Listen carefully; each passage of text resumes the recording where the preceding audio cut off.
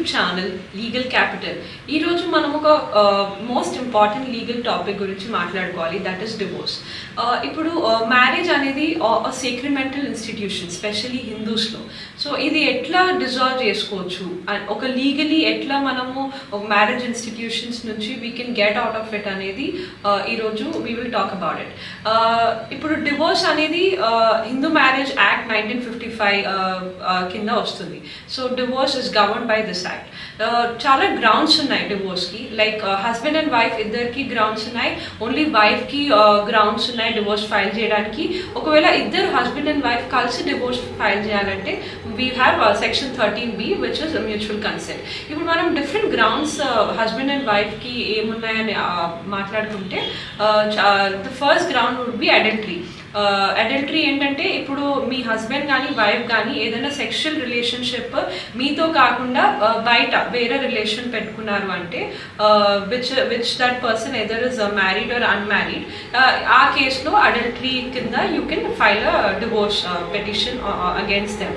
ఈ sexual intercourse అనేది it can be voluntary and consensual. నా ఇంకా second ground which is important ground ఏంటంటే if there is in any form of cruelty, like either mental cruelty ఉన్నా physical cruelty ఉన్నా wife కానీ husband కానీ divorce file చేసుకోవచ్చు. నా మెంటల్ క్రువాలిటీ అంటే మీకు మానసికంగా ఏదైనా ఇబ్బంది ఉంది మీ హస్బెండ్తో, మీ హస్బెండ్ చుట్టాలతో, లేకపోతే మీ వైఫ్తో, మీ వైఫ్ చుట్టాలతో కానీ మీ వాళ్ళు మిమ్మల్ని సరిగ్గా ట్రీట్ చేయకపోయినా, ఏదైనా మెంటలీ మీకు టార్చర్ అనిపిస్తున్నా మీరు డివోర్స్ ఫైల్ చేయొచ్చు.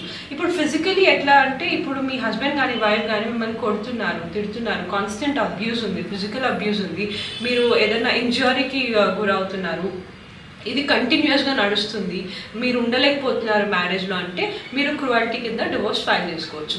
మరి ఇంకా వేరే గ్రౌండ్స్ మాట్లాడుకుంటే the next would be desertion. Desertion ఏంటంటే మీ హస్బెండ్ అండ్ వైఫ్ గురించి మిమ్మల్ని వదిలేసి వెళ్ళిపోయారు, ఒక రీజన్ లేదు, మీ కన్సెంట్ లేదు, తను తిరిగి రావట్లేదు, ఆ పరిస్థితిలో ఉన్నప్పుడు మీరు డివోర్స్కి ఫైల్ చేయవచ్చు. The next ground ఏంటంటే if the wife or husband is suffering from any unsound mind. ఒకవేళ మీ హస్బెండ్ కానీ వైఫ్ కానీ ఏదైనా మానసిక ఇబ్బందులకి గురవుతున్నారు, ఏదైనా డిజార్డర్ ఉంది అంటే ఆ కేసులో మీరు డివోర్స్ ఫైల్ చేసుకోవచ్చు. నెక్స్ట్ గ్రౌండ్ ఏంటంటే presumption of death. Presumption of death ఏంటంటే మీ హస్బెండ్ ఆర్ వైఫ్ని మీరు మోర్ దెన్ 7 yearsకి మీరు అసలు వాళ్ళు ఉన్నారా లేరా అని మీకు తెలియదు, వాళ్ళ ఫ్రెండ్స్కి కానీ ఫ్యామిలీకి కానీ మీకు కానీ మీరు ఎప్పుడు వినలేదు ఆ మనిషి నుంచి. సో ఆ కేసులో మీరు he can be presumed to be dead and ఆ కేసులో మీరు డివోర్స్ ఫైల్ చేసుకోవచ్చు. ఇప్పుడు నెక్స్ట్ గ్రౌండ్ వచ్చేసి వెనరియల్ డిజీజ్ కానీ లిప్రసీ కానీ, వాళ్ళు ఏమన్నా సెక్షువలీ ట్రాన్స్మిటెడ్ డిజీజ్లో వాళ్ళు ఏమన్నా ఉన్నారు అంటే ఆ కేసులో మీరు డివోర్స్ ఫైల్ చేసుకోవచ్చు. ఇప్పుడు నెక్స్ట్ గ్రౌండ్ వచ్చేసి కన్వర్షన్. ఇప్పుడు మీరు ఒక హిందూ మ్యారేజ్లో ఉన్నారు, హిందూ పద్ధతుల ప్రకారం మీరు పెళ్లి చేసుకున్నారు. ఇఫ్ మీ హస్బెండ్ కానీ వైఫ్ కానీ హిందూ రిలీజియన్ని వదిలేసి క్రిస్టియానిటీ కానీ ముస్లిం కానీ ఇంకేదైనా వేరే రిలీజియన్స్కి కన్వర్ట్ అయితే మీకు రైట్ ఉంటుంది to file divorce under Hindu marriage act 1955. ఇప్పుడు కొన్ని గ్రౌండ్స్ ఉన్నాయి which are only applicable to wife. The wife only can file divorce under these grounds as I say. First ground వచ్చేసి బైగమీ. మీరు మీ హస్బెండ్ ఒక మ్యారేజ్ ఇన్స్టిట్యూషన్లో ఉన్నారు, మీ హస్బెండ్ వేరే పెళ్లి చేసుకున్నారు without dissolving the present marriage with you, then in that case you can file a petition for bigamy. The next వచ్చేసి if the మీ husband ఒకవేళ ఏదైనా కమిట్ చేస్తారు, క్రైమ్ రిలేటింగ్ టు రేప్ కానీ సోడమీ కానీ ఇలాంటి ఏమన్నా కమిట్ చేసి ఉంటే మీరు డివోర్స్ ఫైల్ చేసుకోవచ్చు.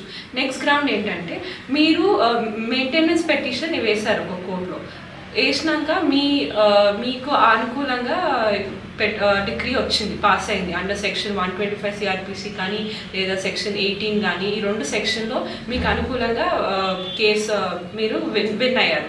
ఈ కేసు విన్ అయినాక మీకు మెయింటెనెన్స్ మీకు వచ్చినాక 1 year లోపు ఏది మీ మ్యారేజ్ కన్సుమేటెడ్ కాకపోతే, మీ ఇద్దరి మధ్య ఏం సెక్షువల్ ఇంటర్కోర్స్ లేకపోతే ఆ కేసులో మీరు డివోర్స్ ఫైల్ చేయొచ్చు. నా ద లాస్ట్ వన్ ఏంటంటే if a child she is below the age of 15 years లోపు తనకి పెళ్ళి అయింది అనుకోండి, అప్పుడు తను 18 years మెజారిటీ వచ్చినాక తను డివోర్స్ ఫైల్ చేసుకోవచ్చు. ఈ గ్రౌండ్స్ కింద wife can file divorce against her husband in the court of law. Now the third, the most important ground would be divorce by mutual consent, which is given under 13B.